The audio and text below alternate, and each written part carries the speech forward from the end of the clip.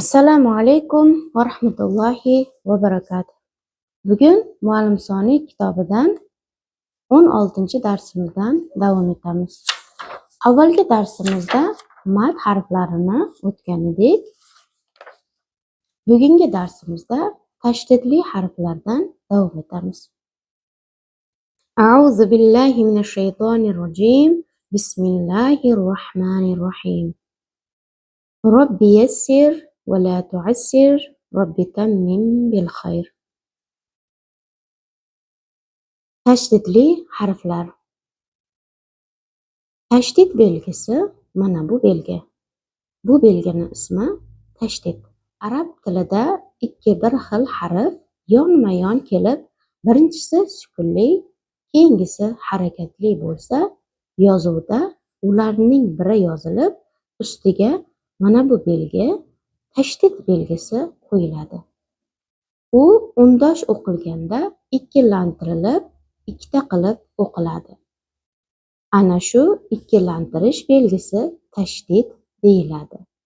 Masalan, robba. Mana bu belgini ko'rdik, b harfini ikkita qilib o'qidik. Robba. Mana bu yerda yozilishini shunday ko'rsatib qo'yapti.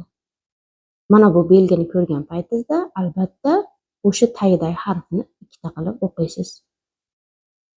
Davom etamiz. Robbi, robbu.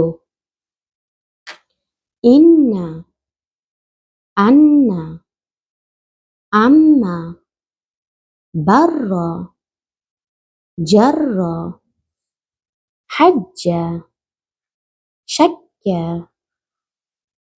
barru, jarru, hajju, shakku, zammu, haqqu, sharru, birru, sirru, sittu, izzu, zillu, hillu, hissu,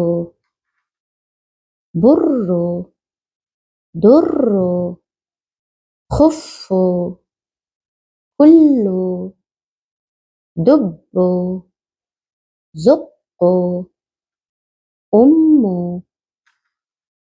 burra, zumma, subba, fukka, surra, summa, thumma, burri, durri, khuffi, kulli, dubbi, zuqqi, ضري دبر كثر فجر وحد سخر أدب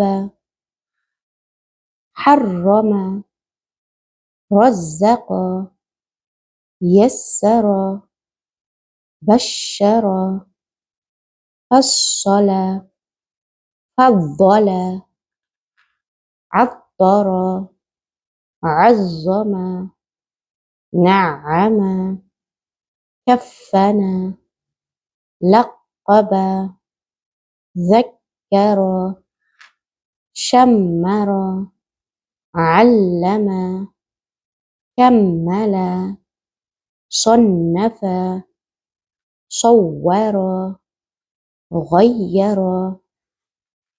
Bugungi darsimiz mana bu yergacha edi. Inshaalloh keyingi darsda mana bu qoidani davomini davom ettiramiz. Allohga omonat bo'linglar. Assalomu alaykum va rahmatullohi va barakatuh.